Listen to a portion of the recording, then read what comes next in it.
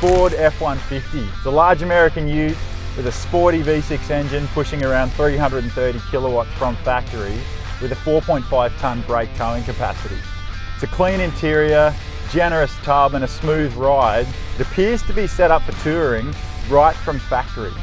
That is until you consider your payload.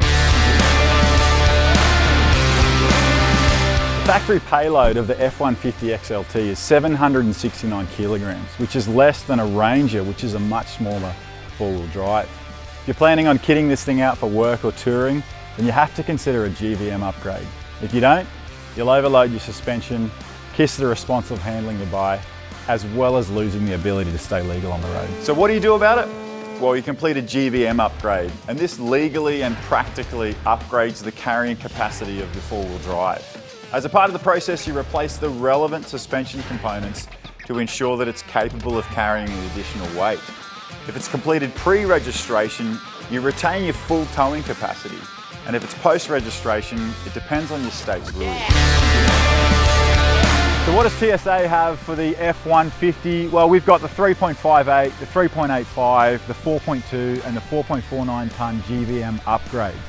For the 3.58 tonne, we run our Apex monotube shock and a light leaf pack upgrade, and that gives us a payload of 1129, up from 769 from factory.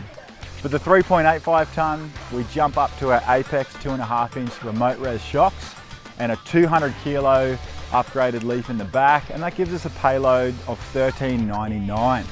And then for our heavy duty GVMs, we've got our 4.2 and 449, and they both run the 2.5 inch Apex shocks and a 400 kilo leaf pack in the back. The payloads increasing to 1749 and 2039 respectively. The main difference between those two upgrades is that the 4.49 allows you to run a 35-inch tyre, where the 4.2 is limited to a 275/60 R20. The other thing to mention with our heavy-duty upgrades is we do run a modified diff to support the additional weight. So how does the GVM upgrade affect the F150? Well, at the end of the day, you're better equipped to carry heavy loads. If you're a sales guy and you're only doing the occasional dirt road, you'll be fine. But if you're building a tourer or a commercial vehicle, you have to consider a GVM upgrade to ensure that your F150 has the right suspension and compliance to carry heavy loads.